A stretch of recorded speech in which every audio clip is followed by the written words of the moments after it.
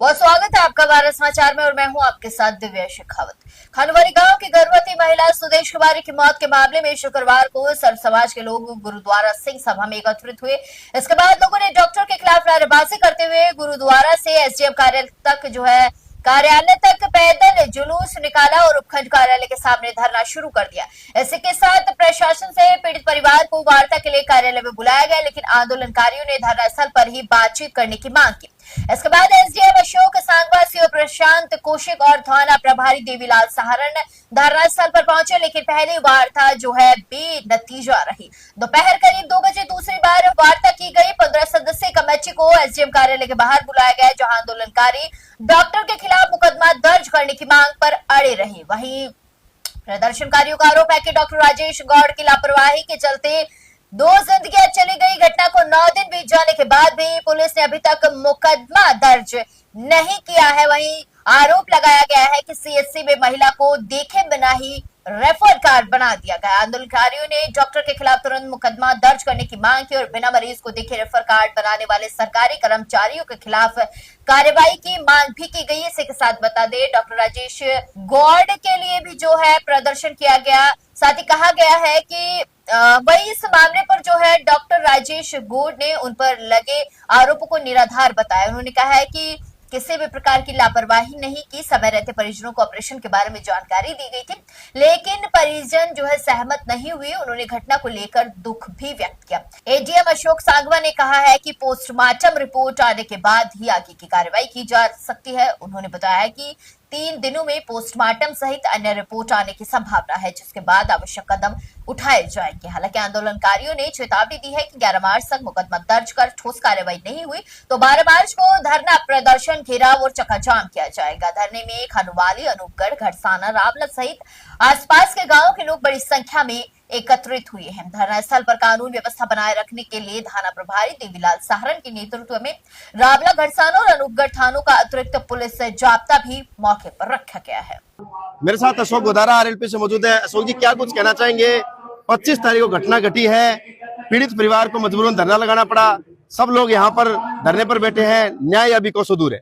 देखिए, जिस तरह से पीड़ित जो है परिवार उसकी सुनी नहीं गई और जिस तरह से जो पूरा प्रशासन जो है वो डॉक्टर के दबाव के अंदर चल रहा है और दबाव के चलते हुए इसी तरह से अगर कोई आम आदमी कोई गलती करता तो पुलिस पहले उसको गिरफ्तार करती और उसके बाद में एफआईआर दर्ज करती।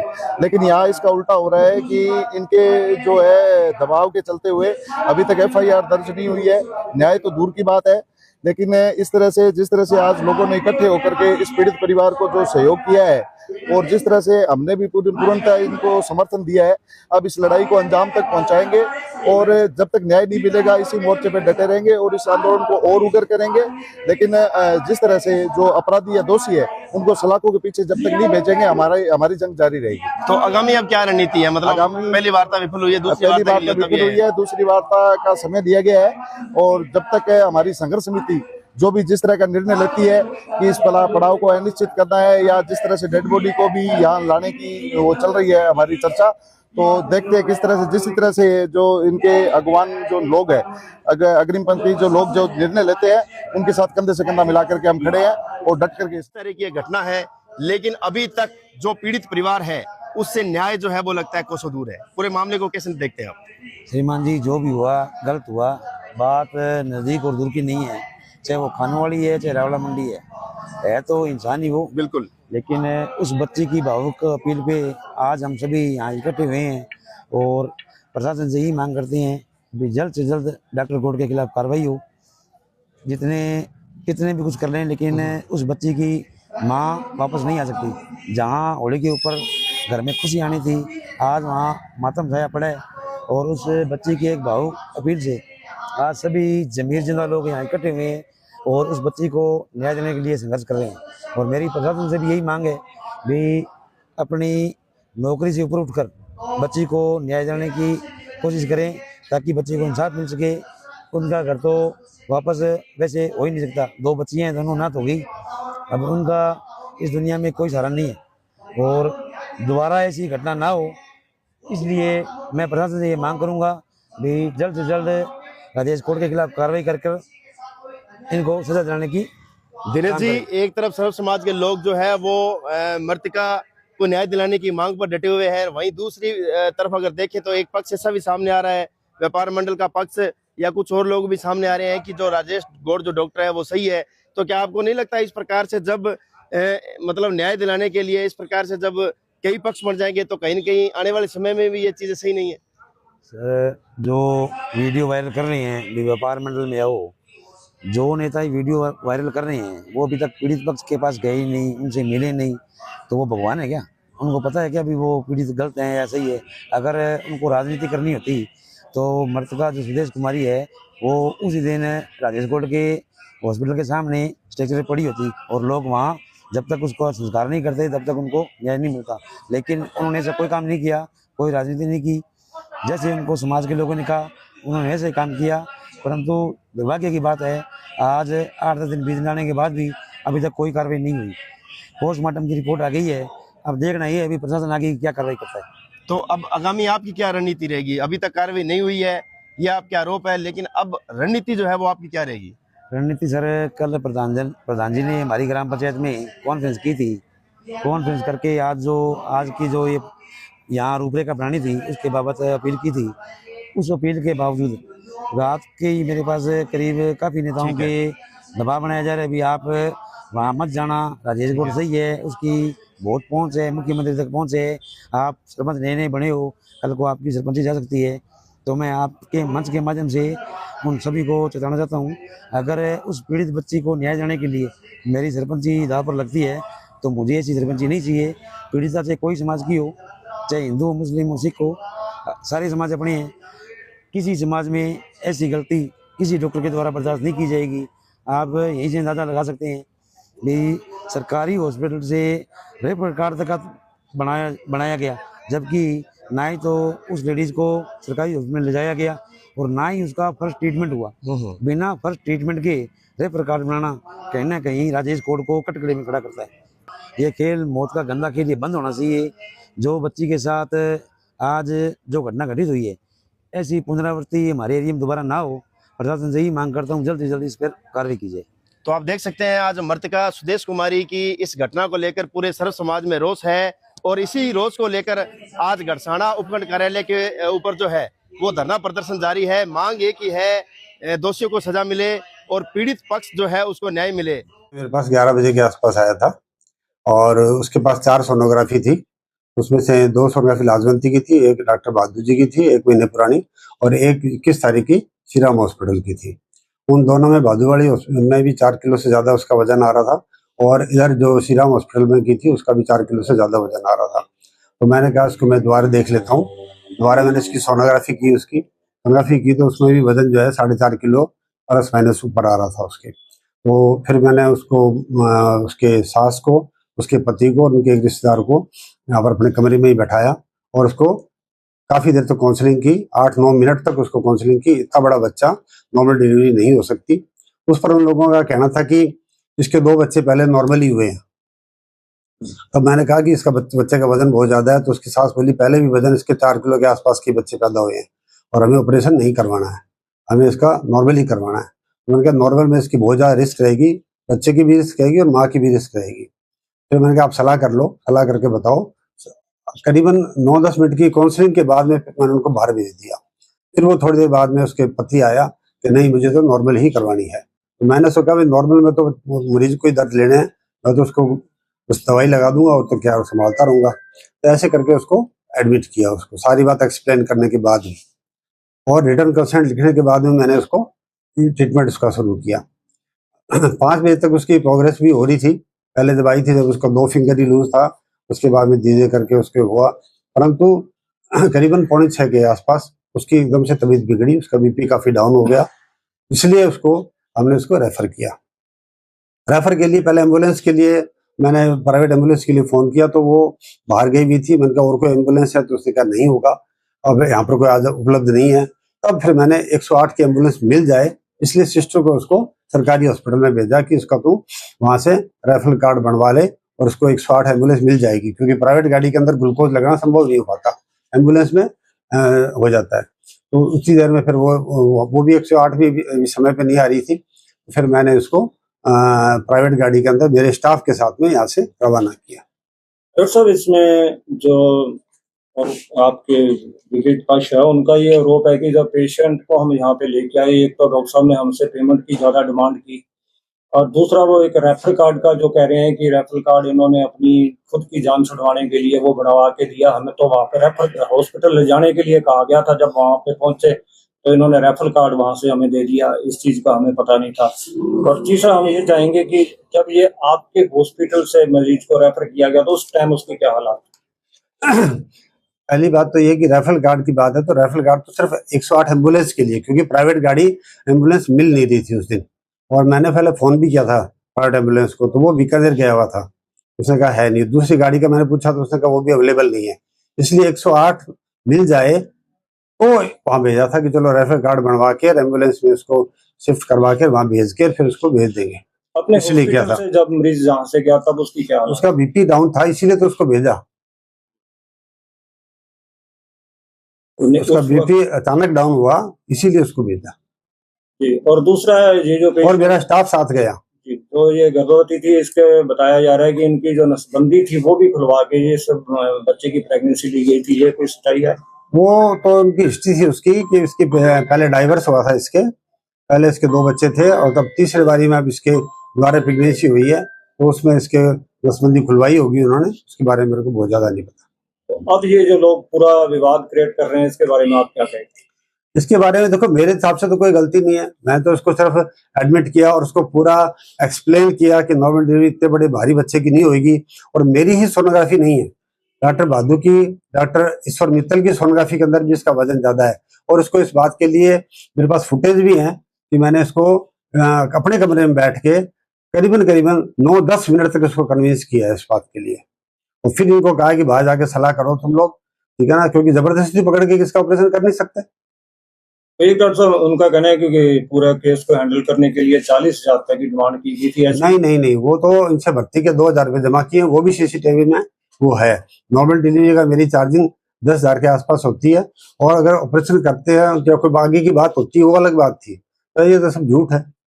नॉर्मल डिलीवरी के मंडी में किसी से पूछ लो, और मेरे जो है अपने जो रिसीट कट थी वो देख लो। किस नजर से देखते हैं और क्या कुछ कहना चाहोगे आप?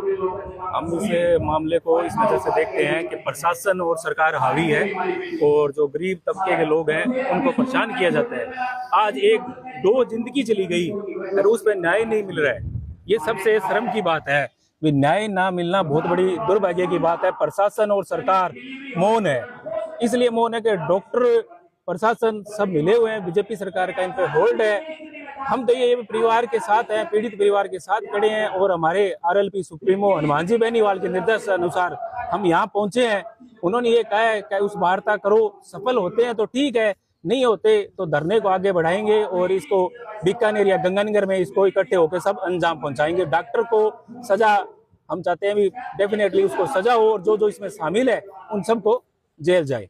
अच्छा, इस प्रकार की जब घटना होती है, एक आम आदमी पर तुरंत प्रभाव से मुकदमा, इस प्रकार यदि कोई भी घटना होती है तो पहली प्राथमिकता बनती है एफआईआर की, लेकिन यहाँ पर आज 25 तारीख से ये मतलब घटना हुई है, उसके बाद में ना तो किसी प्रकार की कोई एफआईआर दर्ज की गई है, और ना अभी तक इसका कोई कमेटी बनाने के बाद खुलासा हुआ है।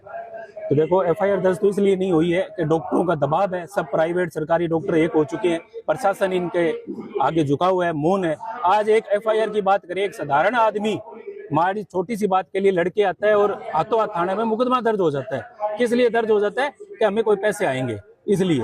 आज एक इतनी बड़ी 2 जिंदगी चली गई, एफआईआर दर्ज नहीं हुई, तो ये राजस्थान सरकार फेलियर है। सच्चाई बात यह है कि राजस्थान सरकार बिल्कुल फेलियर हो चुकी है, कोई भी निर्णय नहीं ले पाती है, सिर्फ किस कारण से? दबाव के कारण से, डॉक्टरों का दबाव है आज, इस कारण से एफआईआर दर्ज नहीं हो रही है। ये एफआईआर दर्ज भी तत्काल प्रभाव से होगी, ये आरएलपी सुप्रीमो का आदेश के अनुसार करेंगे। तो अब आगामी आपकी क्या मांग है, और यदि इस पर इसी प्रकार से ढिलाई बरती गई, अभी तक पहली वार्ता है जो विफल हुई है, तो फिर क्या रणनीति रहेगी आपकी? अब वार्ता पहली हो चुकी है, दूसरी वार्ता देखते हैं, शाम तक इन्होंने टाइम मांगा है, नहीं होती है तो फिर अनिश्चित धरना चलेगा, और ये घेराव श्री गंगानगर कलेक्टर ऑफिस के सामने होगा। शुक्रिया शाह जी। 25 मेरी वाइफ थी जी, हम सुबह खाना खुना खा के 9 बजे 9:30 बजे करीब यहाँ पे पहुंचे। डॉक्टर बोर्ड के बाद राजेश बोर्ड है जो शांति जो हॉस्पिटल है, तो वहाँ जाके नॉर्मल थे बिल्कुल, जाके उस टाइम वहाँ एडमिट हुए, डिलीवरी थी। तो यहाँ के इनको चेकअप वगैरह करवाए, सब नॉर्मल था। तो बोले ऑपरेशन होगा और हम ऑपरेशन कर देंगे, सारी बातें होगी। फिर उन्होंने क्या मान लीजिए के अंदर एडमिट कर दी, करने के बाद में इंजेक्शन वगैरह दर्द के इंजेक्शन लगाए और नॉर्मल हो जाएगी। तो मैंने कहा ऑपरेशन की बात है, नॉर्मल कैसे कर दोगे? ऐसे करते करते इन्होंने 2:30 बजे करीब बोला आपका बच्चा अंदर उसमें रूम में थी और बाहर आए तो बोले 3 बजे करीब 3:30-4 बजे करीब और आपका बच्चा खत्म हो गया। तो मैंने कहा कोई बात नहीं, आप ऑपरेशन कर दो या मैं छुट्टी दे दो। ऐसे करते करते इन्होंने कभी बाहर आए कभी अंदर आए, ऐसे करते करते 6:30 बजे बोले भी आपकी उसकी हालत क्रिटिकल हो रखी है, आप है ना इसको बीकानेर लेके जाओ। तब मैंने देखा लगभग है ना उनकी सांस आखिरी 1-2 सांस आ रहे थे। उसके बाद में बोले आप है ना वहाँ पे सर्जन है, मैंने हाथ जोड़ी करता रहा, मैं कैसे करके उसको बचा लो। तो बोले आप है ना वहाँ पे सरकारी हॉस्पिटल में सर्जन है तो उससे रिसर्च करनी है, एक बार आप वहाँ जाओ। तो वहाँ जा लेके वहाँ पे साइन करवाया। उसके बाद जब वापस आया तब उन्होंने एर्टिगा प्राइवेट गाड़ी थी, उसकी एर्टिगा अंदर गाड़ी में डाल रखी थी। ये रेफर कार्ड वाला क्या मामला था? पता नहीं है सर, मैं नहीं जानता इस चीज के। रेफर जब एडमिट है इसमें प्राइवेट के अंदर है तो ये रेफर कार्ड सरकारी क्यों दिया इन्होंने? और मैं 2 बजे का चिल्ला रहा था, मुझे आपके समझ में नहीं आ रहा था, मुझे यहाँ से छुट्टी दे दो, लेकिन लोगों ने नहीं दी। बोले ऑपरेशन कर देंगे, अभी 10 मिनट ऑपरेशन हो जाएगा। हाँ अभी हो जाएगा। ऐसे करते करते करते उन्होंने 6-6:30 बजा दी। तब बिल्कुल दोनों बच्चे और मम्मी के दोनों की डेथ हो चुकी थी उस टाइम लगभग। जब आप मैडम को लेके आए उस हाँ जी। समय उनकी हालत कैसी थी? बिल्कुल हम चला के खाना खुना खा के बिल्कुल नॉर्मल थी। और यहाँ से जब इन्होंने रेफर किया तब उनकी डेथ हो चुकी थी या डेथ बीकानेर में हुई है? सर यही लगभग गाड़ी में थे उस टाइम, 1-2 सांस आ रहे थे। उसके बाद में क्या है कि बाजार से निकलने उससे तब उसकी डेथ हो चुकी लगभग। उसके बाद पीछे उन्होंने एक गाड़ी और लगाई है, उस गाड़ी के अंदर डाली है। फिर वहाँ पे उसके साथ एक लड़का भी उन्होंने भेजा था गाड़ी, और वहाँ पे टीबियों के अंदर डाउन वहाँ पे डाल के और दोनों भाग गए वहाँ से। जब आप यहाँ पे लेके आए कोई आपसे पैसों की डिमांड भी ज्यादा की गई थी, कोई ऐसा भी था? सर पैसे की डिमांड इन्होंने 40,000 रुपए मांगे थे। 40,000 रुपए मैं दोनों में एग्री था। 40,000 रुपए मैंने इनको बोला था मुझे दोनों बच्चे और बच्चे मम्मी इसकी दोनों सेफ चाहिए, और 40 की बजाय आप 45 ले लो, मुझे उसमें कोई दिक्कत नहीं है। अब आपकी क्या मांग? सर मैं प्रशासन से हाथ जोड़ के निवेदन ये है कि मुझे न्याय चाहिए। इस हत्यारे ने 2 मेरे बच्ची और बीवी दोनों के इसने जानबूझ के मर्डर किए। कार्रवाई होनी चाहिए सर। इसके लिए क्या पुलिस डिपार्टमेंट में क्या आपने कोई FIR वगैरह दर्ज करवाई? सर FIR दर्ज करने गए थे, उन्होंने FIR उस टाइम की नहीं, मरकदीज की खाली। ये उस टाइम बोले थे हम आज कमेटी के गठन करके इसकी जांच चालू कर दें। आज तक मेरे पास कोई सूचना नहीं है। इसमें आज दर्शाना आने पे ये अवगत कराया गया था कि पीछे यहाँ पे जिससे 25 तारीख को डेथ हुई थी प्रेगनेंसी कॉम्प्लिकेशंस को लेके, और उसके संबंध में यहाँ पे धरना था। धरनार्थियों से जब बात की तो उन्होंने ये अवगत कराया कि उनकी 2 प्रमुख डिमांड थी। एक तो इसके अंदर उनकी FIR दर्ज को लेकर थी जो नेग्लिजेंसी लेके थी, और एक दूसरे इसमें जो डिपार्टमेंटल जो नेग्लिजेंसी थी जो CSC से रेफरल था उसको लेके थी। तो इस समय इस संबंध में जो पुलिस की अब तक की प्रकृति थी उसके सबको बताया गया था, और साथ में ही इसमें जो जांच के लेके जो डिमांड थी वो हमने उच्च अधिकारियों को बता दिया है। इसमें जब जैसे भी निर्देश प्राप्त होंगे तो इसमें आगे हम उठा देंगे। सर ये घटना लगभग 10 दिन की हो गई है, तो अब तक प्रशासन ने क्या मतलब जांच में क्या मिला सर? जैसे सरकारी हॉस्पिटल से रेफर कार्ड जारी किया गया है, यहाँ पे सोनोग्राफी भी गलत तरीके से करने के आरोप लग रहे हैं। देखो प्रमुखता बात यह है कि इसके अंदर जो सामने आई है वो ये है कि प्रेगनेंसी के कॉम्प्लिकेशन से इसके अंदर डेथ हुई थी, जिसको कि बाद में बीकानेर रेफ़र किया गया था कॉम्प्लिकेशन लेके। उसमें जो डिपार्टमेंटल जो SOP जारी हो रखी है उसके अंदर एक ड्यू प्रोसीजर है, और उस ड्यू प्रोसीजर के बाद में ही उसमें कोई भी इस जैसे क्रिमिनल जो प्रोसीडिंग्स है उसके बाद में उसकी फाइंडिंग के बाद में ही किया जा सकता है। और इसके परसुएंस के अंदर इसमें कमेटी की जिसमें गठन हो चुका है, और कमेटी के लिए इसके अंदर जैसे ही जांच आएगी उसके बाद में पुलिस इसके अंदर अपने लेवल पे इसके अंदर नियमानुसार कार्रवाई करेगी। रही दूसरी बात इसके अंदर जो नेग्लिजेंस की बात है तो उसकी जांच के लिए हमने बता दिया है, अवगत करा दिया है कि इसकी जांच करके और जैसे जो भी जिसकी भी गलती रही है इसके अंदर नियमानुसार उसके खिलाफ में सख्त से सख्त कार्रवाई की जाएगी। सर राजस्थान के एक सरकारी अस्पताल में बिना भर्ती किए हुए रेफर कर दिया जाता है एम्बुलेंस के जरिए, क्या इस तरह का कहाँ नियम कायदा कानून है? देखो ये बात तथ्य ये सामने आया है कि इसके अंदर ये है, इसके अलावा भी दूसरी जैसे इसके अंदर ये बातें आई है, पर ये एक जांच के बाद में ही conclusive end to end report के बाद में ही इसके अंदर किसी फाइंडिंग पे या जो एग्जैक्ट बात है उसके ऊपर पहुंचा जा सकता है। तो ये जांच में हम जो भी, जैसे मैंने पहले बताया, इसमें जो भी दोषी होंगे उसके खिलाफ हम 100% कार्रवाई। मेरा एक अंतिम सवाल सर, क्या यहाँ जो लोगों का ये कहना है कि जो अस्पताल बना हुआ है ये सरकारी जमीन पर बना हुआ है, इसकी जो बिजली की लाइनें हैं वो भी इसने अंडरग्राउंड करवा रखी है, तो ये बातें इस तरह का हादसा होने के बाद भी निकल कर क्यों आती है और प्रशासन क्या एक्शन लेता है? ठीक है, ये जैसे इसके साथ में जैसे पहले भी अनॉमली बताई आपने बताई है, ठीक है, ये सामने आती है तो हम ये भी इसके अंदर ये जांच करते हैं, अगर ऐसी कोई पाई जाती है तो हम तत्काल इसके अंदर कार्रवाई करेंगे। मैं मीटिंग में था, डीएचएस मीटिंग थी, मैं गंगानगर था उधर। मैं आपको संतुष्ट कर दूं कि इसमें कोई कर्मचारी और हमारा अगर शामिल रहा है, इसमें जांच चल रही है, तो उसके खिलाफ हम सख्त से कार्रवाई करेंगे। 3 वार्ताएं विफल रही। तीसरी वार्ता में प्रशासन ने 3 दिन का हमसे समय मांगा है कि आप 3 दिन का हमें समय दीजिए, हम जांच करके और कार्रवाई करेंगे दोषियों पे। लेकिन हमारी जो कमेटी है और लोगों का ये कहना है कि अगर 3 दिन में वो अपराधी इन पे कार्रवाई नहीं होगी तो हम लोग बड़ा आंदोलन करेंगे, चाहे हमें ईंट से ईंट क्यों नहीं बजानी पड़े।